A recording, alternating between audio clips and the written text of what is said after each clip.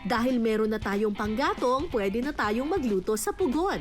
Para sa susunod naming hamon, paggawa ng pizza gamit ang pugon.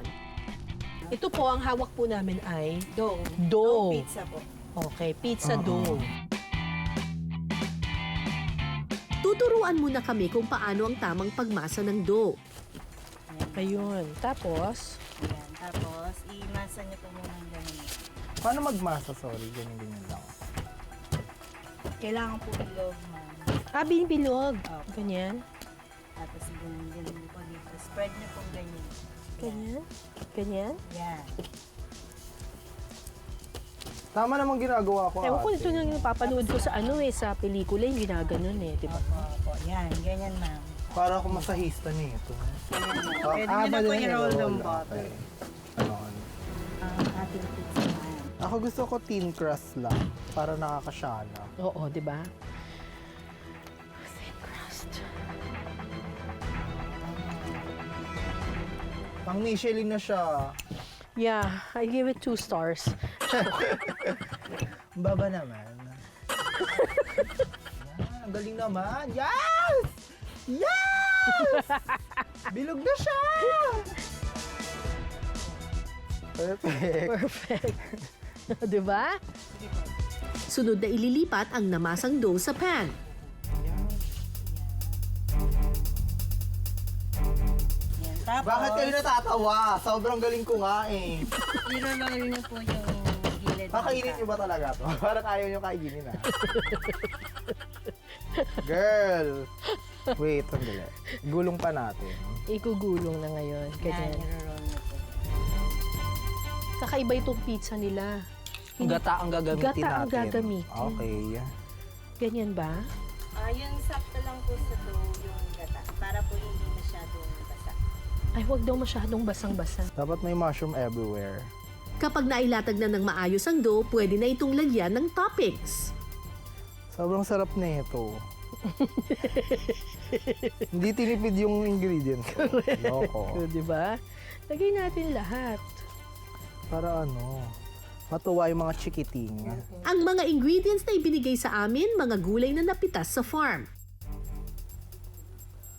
Ay, ang ganda naman ng pagkakadesign ng sa'yo, madam. Di ba?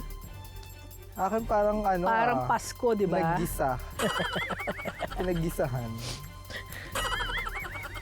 Wow, ang sarap. Feeling ko ang sarap na ito, promise. Like, feeling ko siya, kakaibang pizza. Uy, gatama naman ang Di ba? sauce. Iba talaga to. Ganda ng mga trippings niya dito, no? Pwede sa inyo, no? Ganito pala pag bored, no? Iba-iba kayo ng mga tama. Ayan.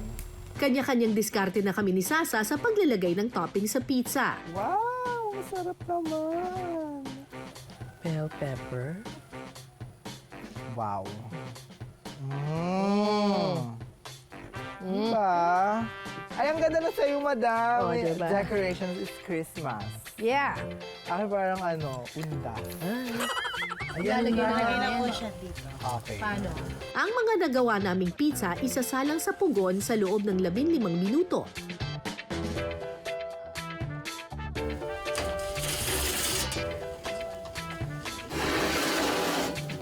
Makalipas ang 15 minuto, luto na ang aming vegetable pizza. Pagkatapos ng bakbakan sa kusina, tikiman time na! Ang criteria for judging, 80% lasa, 20% plating for a total of 100%. At ang mga hurado, ang mga cook at magsasaka sa farm na ito. Ang judging via blind tasting. Kaninong pizza kaya ang panalo sa panlasa ng ating mga hurado? Tikman na po ninyo. Husgahan. Ayan. Tumikim na din tayo, madam. Titikim din tayo. Para ang hot nga. Sarap. Bakit maanghang? Sa to? Tuna. Maanghang, no? Parang sarap niya. Hindi sila masaya. Ba't kayo na kasi tubusin niya yan? Ano po masasabi ninyo? Ako Pwede po maging honest po kayo. medyo naparami ho yata yung paminta. Ha? Bakit? Masaya. Paras po. Pero okay naman po yung lasa. Sa paras lang ho yung dumagdag. Naparami ng paminta. Kayo naman po. Sa akin po, parang may kulang po eh. Hindi ko alam kung ano yung kulang sa lasa niya. Parang matabang po sa akin. Mataba. Tapos yung dough nga lang po niya, kumal. medyo naging masyadong matigas po siya. Matigas yung dough. Oo. Nagulat ng bulaklak.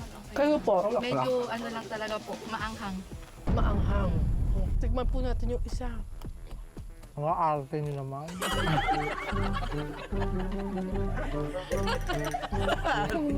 Kung anong hinain sa inyo, dyan yung kainin. Nanay ko lang.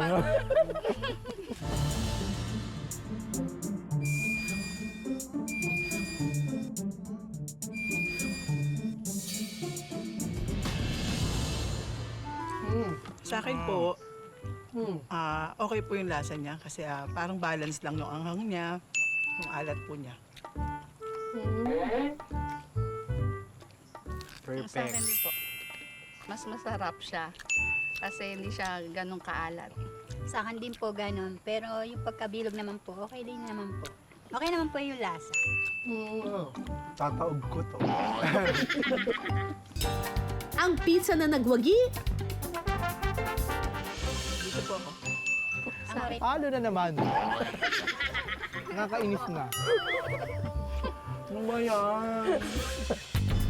panalo tayo mga kapuso. Pero hindi raw magpapakabog ang Mima natin. Hahabol daw siya sa susunod na round.